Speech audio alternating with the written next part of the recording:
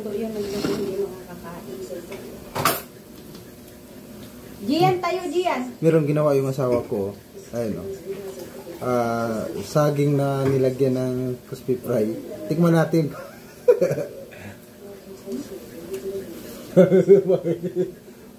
Masarap naman. Yum. Masarap siya. Subukan nyo. Saging to na saba, nilagyan ng crispy fry. Masarap siya.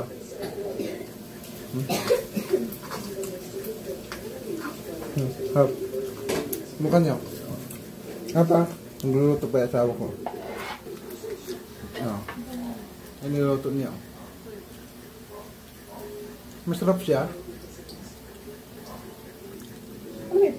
Akala ko hindi masarap yun. Dahil kanina yung hindi pa naluto, sinabihan ko sa gawa-gawa ka na naman ng nag-imbento ka na naman ng mga niluluto. Kasi yung asawa ko mahilig na mag-imbento ng niluluto. Lahat ng niluto niya puro palpak. Ang pangit ngayon, okay naman. Palpak talaga eh, no? Ang sarap talaga, oh. Subukan nyo. Aray ko. Init pa pala. Ewan ko saan niya ito napanood.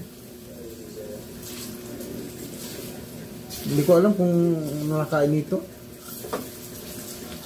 Tumama din yung luto niya. Tumama din. Hindi palpak. Masarap.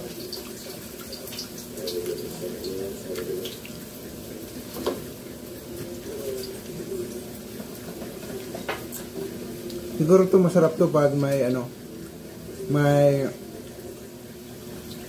tag nun? Gravy.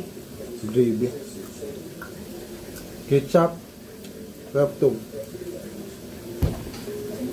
Okay nga.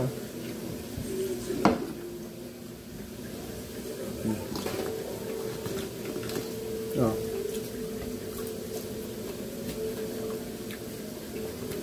Buk na nga dito. Yung may anak ko, kukuha. Masarap, hindi. Babalik-balik ba yan? Hindi na gusto. Mainit. Huwag lang suka. Ha? Ako magulay. Oh! Lagyan ko na suka. Yung suka namin, oh.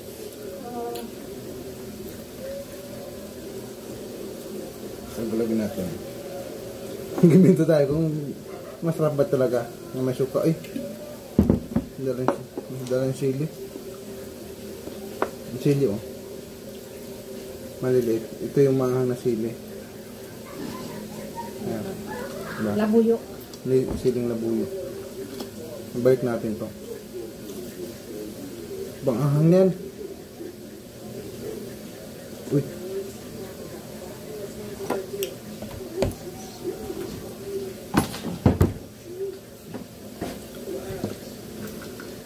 Tikman natin kung okay ba.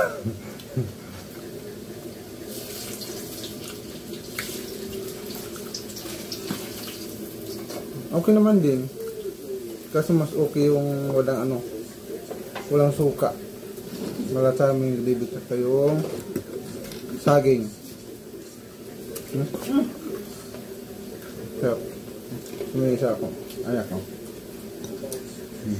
Ano din. Ba? Subok kayo, subukan nyo. Isa din po. Thank you sa panonood.